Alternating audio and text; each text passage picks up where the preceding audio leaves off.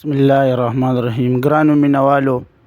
نننی پروګرام کې زه یو تاسو داسې شخصیت سره ملاوم چې هغه یقینا سابقه امیدوار د یونین کونسل بالونه ولاړو او د جمعیت د پارټۍ نه ولاړو. د جمعیت د مولانا فضل الرحمن صاحب یو خاص کس دی او یقینا چې مخالفینو سره ډېرې سخته مقابله کړې ده. نو هغه نه راځو چې آیا دا پی ډي ایم نن کومه جلسې کېږي په اسلام آباد کې مختلفو شهرونو کې وشوه، آیا دا پی ډي ایم چې کومې جلسې شوي دي چې دا به رنګ روړي او که نه عمران خان ته به دي څه وښیو که نه. نو زه تاسو یو داسې شخصیت سره ملاوم او هغه نه باقاعده تپوسونه کوو. مولي صاحب، دا پی ډي ایم چې کومه جلسه ده تاسو د دې په هکله باندې څه وایئ چې دا به څه رنګ روړي، مخالفینو ته به څه وښیي که نه؟ بسم الله الرحمن الرحیم. ستاسو چې کوم سوال وکړو نو الحمدلله دی خو جوابونه ډیر زیات دي. نن یو ځنه ویم بلکې پوره دنیا د دې خبرې چې کوم دی حمایت کوي او په دې خبره کې موږ سره ملګري دي چې مولانا فضل الرحمن صاحب کم پروګرام جوړ کړی دی او دا ټولې پارټۍ نه کومې راغونډې شوي دي او د پی ډي ایم په نوم باندې کم یو پروګرام جوړ کړی دی. نو څنګه چې مولانا صاحب ویلي چې دا یو تحریک دی او تحریک چې کوم دی دا ختمیږي نه چې تر کومې پورې دی خپلې کامیابۍ ته نه رسېدلی. نو مولانا صاحب چې څومره جلسې کړي دي الحمدلله هم ټولې دنیا ته معلومې دي چې انتهایی کامیابي دي او زموږ د الله تعالی نه ډیر امیدونه دي چې د مولانا صاحب په دې حل چل باندې او د پی ډي ایم په دې نقل و حرکت باندې او دا کم انتظامات چې دی کوي کم پروګرامات روان دي، نو امید دره به دی انشاءالله چې په موجوده حکومت کې د دې په وجه باندې چې کوم دی انتهایی هغه لړزه پې باندې راغلې ده او تاسو اورئ ګورئ په اخباراتو باندې او میډیا باندې ګورئ او د هغې نه علاوه چې کوم دی سوشل میډیا باندې ګورئ چې هغوی په منځ کې څومره اختلافات راغلي دي او څومره چې کوم دی یعنې دا په هغوی باندې یو یره ده، دا په هغوی باندې یو یر راغلی ده او انشاءالله العزیز زموږ د الله تعالی نه امیدونه دي. مولانا صاحب چې کوم د 26 تاریخ اعلان کړی دی نو دا به د دې خلکو انشاءالله امید دره به دی چې د دې 26 تاریخ نه مخکې به الله جل شانه د دوی د حکومت ختموي او امید دره به دی انشاءالله چې د تمام علماء او دیندارو طلباء او د نیکانو صالحانو ورسره دعاګانې دي او انشاءالله دا پی ډي ایم به الله تعالی په دې پروګرام کې کامیابي. او جی د پی ډي ایم یو بل دعوه دغه کوي که نه چې یاره عمران خان کابینه چې څومره ده دا ټول غله دي، لکه څوک د چینو غلا کوي، څوک د اوړو غلا کوي او یقینا مختلف ګیر شوي هم دي، هغه ثابته شوي هم دي. خو زه هغه خو به مونږ ومنو چې دغه کسان غله دي. خو دا تاسو چې کوم کسان راغونډ کړي یعنې زرداري شو، بلاول بټو شو، نواز شریف شو، لکه دی باندې خو هم هغه غلاګانې هر څه ثابت شوي دي. نو په دغه هکله باندې تاسو څه وایئ چې ستاسو په دغه پی ډي ایم په دې غونډه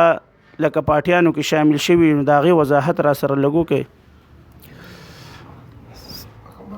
پی ټي آی چې کومه مطلب دا د ممبران دي یا د هغوی کومه کابینه ده یا د هغوی کوم حکومت دی نو هغوی کو همغه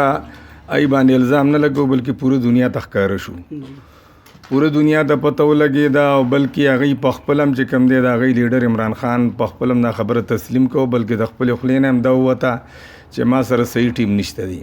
ټیک شو. اوس کوم چې مولانا صاحب ځان سره یوځای کړي دي نو الحمدلله تر ننه پورې هغوی داسې لا غلطه خبره نه ده کړې. یعنې مطلب دا چې ټیک ده که هغه باندې څه اعتراضات وي نو وي به. اوس که موږ ځان سره یو ځای کړي دي نو زموږ د علماو طریقې کار دا دی چې موږ به ځان نه جوړو صابون. زموږ مثال به دی چې څومره ګند یې به صفا کوو. نو اوس که فرض که موږ ځان سره یو ځای کړي دي نو زموږ کوشش دی ګوره زموږ د لاندې کار کوي. زموږ مولانا صاحب د هغوی صدر دی. مولانا صاحب چې کومه خبره کوي چا کوم هدایات پر وړاندې کوي نو د هغه هدایاتو نه کوي فرض کا اخوا دي خوا دي نو پای باندې مولانا صاحب هغوی ته اجازت نه ورکوي. نو زموږ چې کومه د پی ډي ایم کوم پروګرام روان دی نو د دې سربراه او د دې راهنما هغه مولانا فضل الرحمن صاحب دی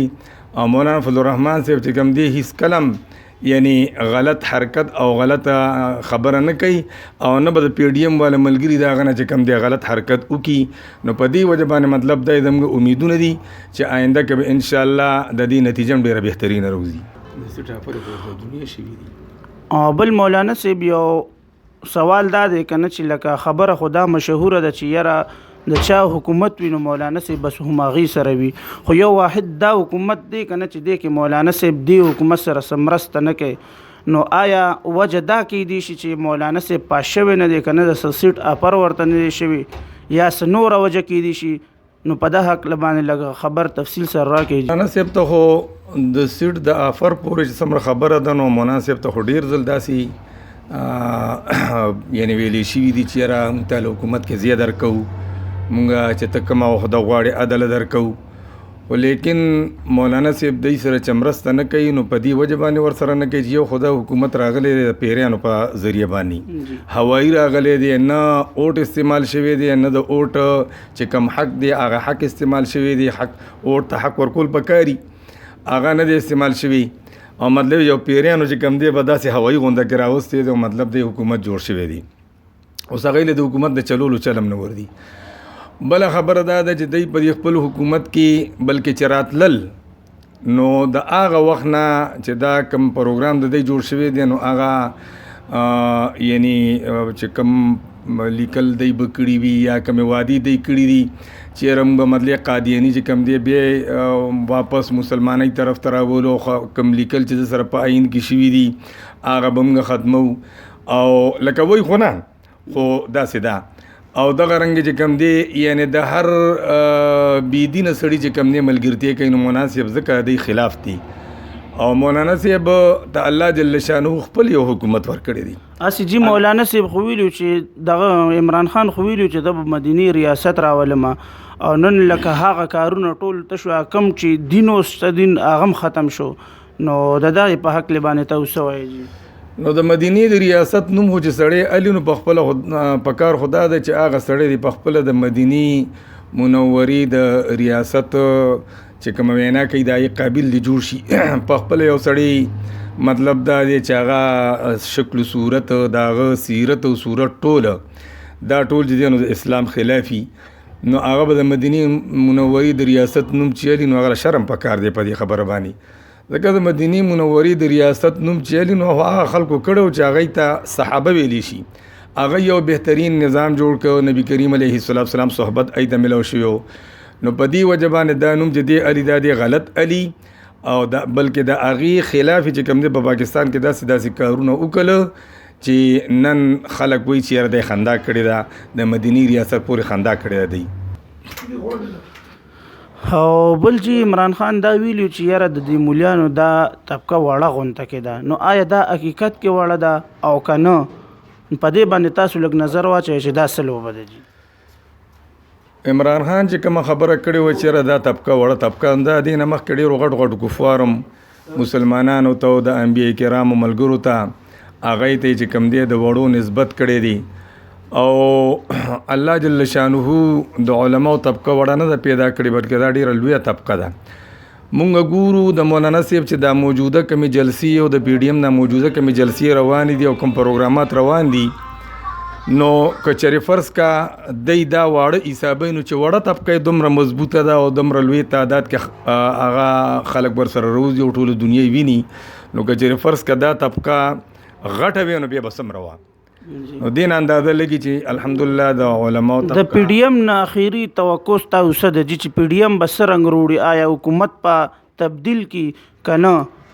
حکومت سره به څه مطالبه یعنې مذاکراتو ته به کینی یا به هغې نور څه دغه ورته تیار کړي یا به حکومت ختم کړي، د دغې په هکله څه وایي پی ډي ایم نه هم څه مطالبه دي؟ نو د پی ډي ایم مطالبه خو د اول نم دا د تر اخیره پورې دغه مطالبه ده چې زموږ اخیری خبره دا ده چې د الیکشن دی دوباره وشي، ځکه الیکشن چې کوم دی دا صفا نه دی شوی او په دې کې چې کوم دی داندلي شوي ده او په ډېر لویه پیمانه باندې داندلي شوې ده نو په دې وجه باندې د هغې اخیری خبره همدقه ده او اوله خبره همدغه وه چې دا الیکشن د څنګه مولانا صاحب بار دا اعلان کړی دی چېر دا الیکشن دی دوباره وشي دا الیکشن موږ ته منظور نه دی او دا حکومت چې جوړ دی نو دا حکومت د جمهوریت په لار باندې نه دی راغلی بلکې دا چې کوم دی دقسې جوړ شوی او تیار شوی را لېږلی شوی دی په دې وجه باندې چې کوم دی دمګه پی ډي ایم به تر هغه پورې جنګېږي او تر هغه پورې به دا تحریک رواني تر کومې پورې دی په دې خپل تحریک کې کامیاب شوي ني او دا حکومت ختم کړی ني او یعنې مطلب دی دوباره الیکشن ني شوي جزاک الله جی ډېره مننه دا و زمونږ او ستاسو مشر دا بالو یونین کونسل سابقه ناظم او د نورو د اسلامي ویډیوګانو لپاره مونږ سره اوسئ